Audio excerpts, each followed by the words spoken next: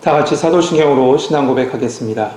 나는 전능하신 아버지 하나님 천지의 창조주를 믿습니다.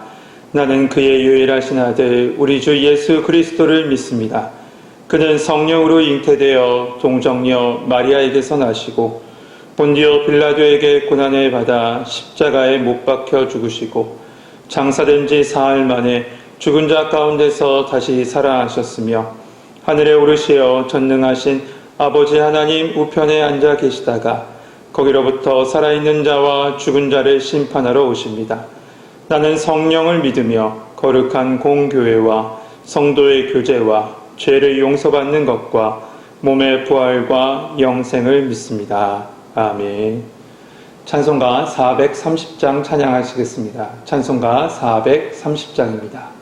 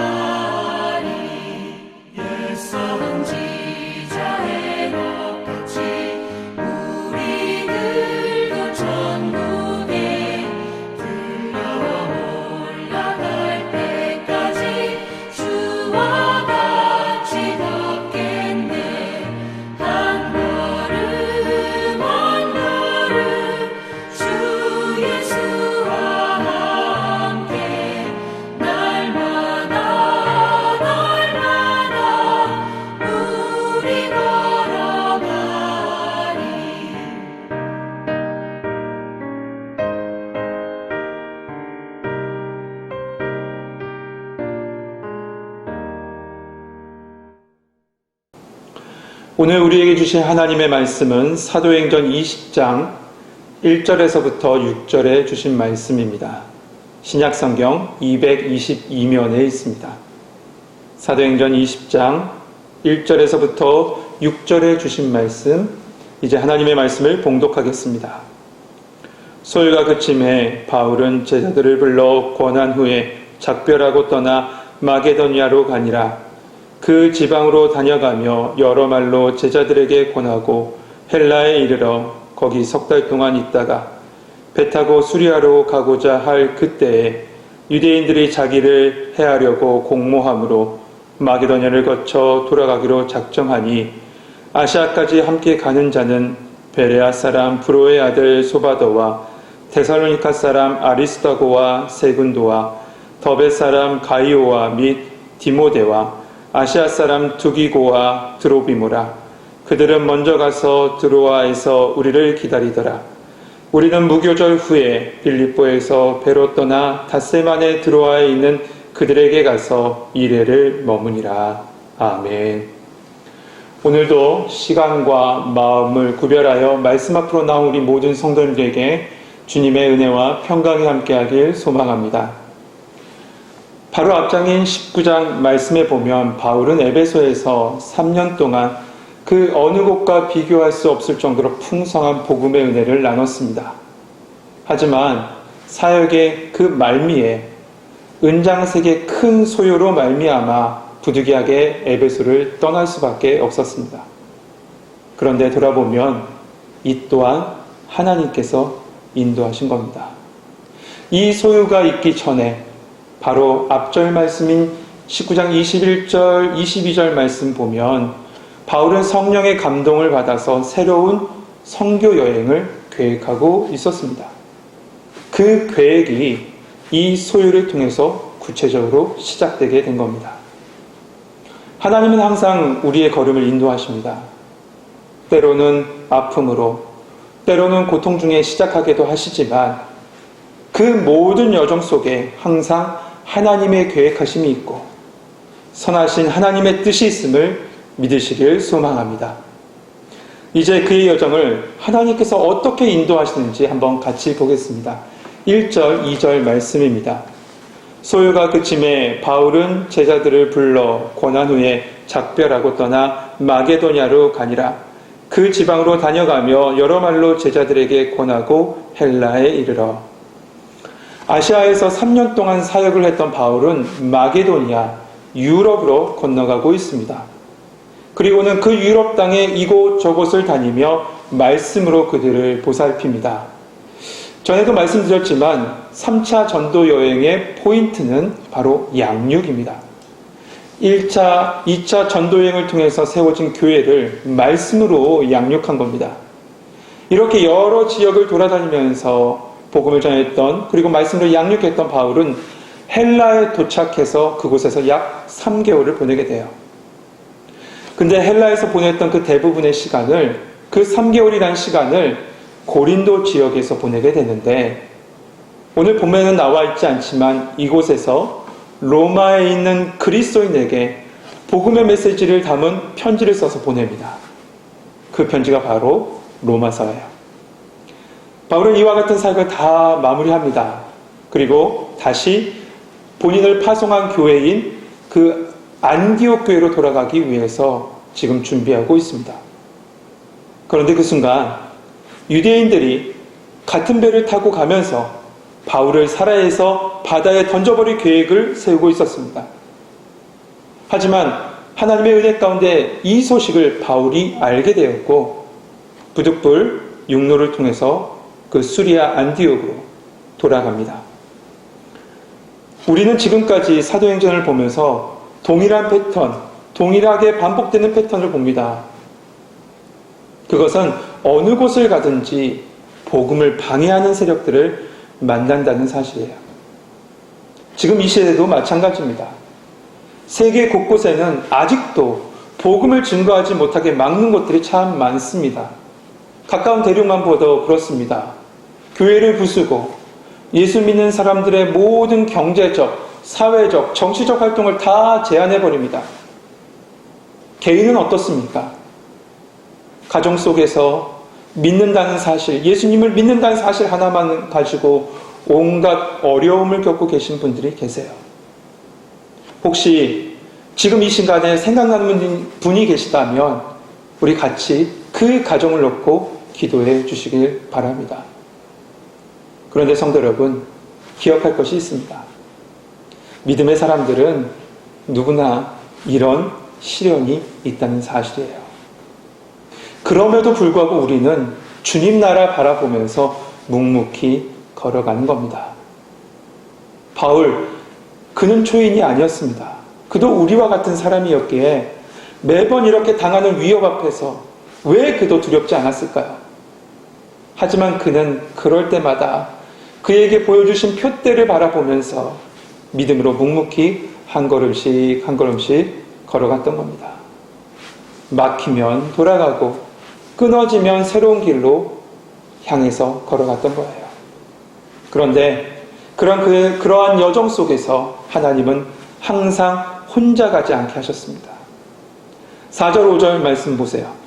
아시아까지 함께 가는 자는 베레아 사람 프로의 아들 소바더와 데살로니가 사람 아리스다거와 세군도와 더베 사람 가이오와 및 디모데와 아시아 사람 두기고와 드로비모라. 그들은 먼저 가서 드로아에서 우리를 기다리더라. 4절에는 바울과 함께 아시아로 가는 길에 동행했던 7명의 사람의 이름을 거론합니다. 그런데 흥미로운 사실은 바로 앞절 3절에는 죽이려는 사람이 있다라고 기록한 반면에 다음 절인 4절에는 하나님께서 예비하신 동행자들을 이름 한 명 한 명을 다 기록해 놓고 있습니다. 왜 이렇게 하셨을까요? 그것은 그리스도의 걸음 속에 언제나 함께 하나님의 인도하심이 있고 또한 하나님께서 섬세하게 우리를 보호하시고 사랑하신다는 것을 보여주는 말씀인 겁니다. 그렇습니다. 하나님은 우리의 삶을 잘 아십니다. 그리고 우리를 지금도 인도하십니다. 그래서 우리에게 동행자를 붙여주셨습니다. 먼저 우리에게 붙여주신 동행자는 바로 가족이에요. 누가 뭐라고 해도 하나님께서 세우신 가정이요, 하나님께서 여러분에게 동행자로 붙여주신 식구들입니다. 지금 비록 복음을 받아들이지 않는 식구들이 있을지 모릅니다. 하지만 기도합시다. 주님 바라보며 같은 곳을 향해서 믿음의 걸음 걸어갈 수 있도록 도와달라고. 그렇게 기도했을 때 하나님께서 그들의 마음을 움직여 주실 줄 믿습니다. 또한 우리 청운교회 공동체 안에서 같이 걸어가게 하신 것도 이와 같습니다. 전도서 4장 9절에서부터 11절 말씀 보면 두 사람이 한 사람보다 나음은 그들이 수고함으로 좋은 상을 얻을 것임이라. 혹시 그들이 넘어지면 하나가 그 동물을 붙들어 일으키려니와 홀로 있어 넘어지고 붙들어 일으킬 자가 없는 자에게는 화가 있으리라. 또 두 사람이 함께 누우면 따뜻하거니와 한 사람이면 어찌 따뜻하랴. 왜 우리를 주의 교회 안에서 함께 걷게 하셨을까요? 넘어지고 쓰러지더라도 일으켜 세워주고 기도로 통역함으로 주의 사명 감당하라고 우리를 청교회 안에 하나의 공동체로 하나님께서 묶어주신 줄 믿습니다. 그런데 더 중요한 분이 우리와 동행하세요. 그분은 바로 예수님입니다. 예수님이 우리와 함께 하십니다. 우리와 동행하십니다. 성령님께서 우리의 길 가운데 같이 동행하여 주십니다. 시편 23편 4절의 말씀, 그 말씀을 오늘 말씀을 준비하면서 계속 제 입가에 되새기게 됐습니다. 내가 사망의 음침한 골짜기로 다닐지라도 해를 두려워하지 않을 것은 주께서 나와 함께 하심이라. 주께서 나와 함께 하심이라. 마태복음 28장 마지막 말씀도 이렇습니다. 내가 세상 끝날까지 너희와 항상 함께 있으리라 하심이라. 사랑하는 성도 여러분, 우리의 인생 여정을 이끄시는 분은 하나님이십니다. 때로는 풍랑도 만나고 알 수 없는 고통도 당하게 됩니다. 그럼에도 불구하고 믿음의 걸음을 묵묵히 걸어가는 우리 성도님 되시길 소망합니다. 하나님은 여러분과 함께 동행하십니다. 예수님은 여러분과 함께 동행하십니다. 성령님은 여러분과 함께 동행하십니다. 그리고 여러분 곁에 믿음의 사람들, 우리 청운교회 가족들, 그리고 여러분의 식구들을 붙여주셨습니다. 그리고 그 길로 은혜와 기쁨과 평안 속에 걸어가게 하신 줄 믿습니다. 오늘도 주님과 동행하며 믿음의 사람들과 함께 기쁨으로 살아가는 우리 성도님 되시길 주님의 이름으로 축복합니다. 기도하겠습니다.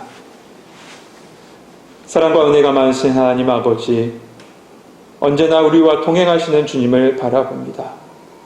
현실의 고통 속에서 주님을 바라보는 시선을 잃어보지 않도록 도와주시고 내 곁에서 나와 동행하시는 주님만 바라보며 걸어가게 하여 주옵소서. 세계 곳곳에서 사명 감당하는 선교사들을 지켜주시사 그들을 통해서 생명의 복음이 흘러가게 하여 주옵소서. 청운에 속한 모든 가정마다 평안의 소식이 깃들게 하시며 특별히 자녀들을 축복하여 주셔서 주의 영광을 위하여 쓰임받도록 저들에게 지혜와 명철을 더하여 주옵소서. 오늘 하루도 하나님의 영광이 되는 하루 되길 소망하오며 예수 그리스도의 이름으로 기도하옵나이다. 아멘. 하늘에 계신 우리 아버지, 아버지의 이름을 거룩하게 하시며 아버지의 나라가 오게 하시며 아버지의 뜻이 하늘에서와 같이 땅에서도 이루어지게 하소서. 오늘 우리에게 일용할 양식을 주시고 우리가 우리에게 잘못한 사람을 용서하여 준 것 같이 우리 죄를 용서하여 주시고 우리를 시험에 빠지지 않게 하시고 악에서 구하소서. 나라와 권능과 영광이 영원히 아버지의 것입니다. 아멘.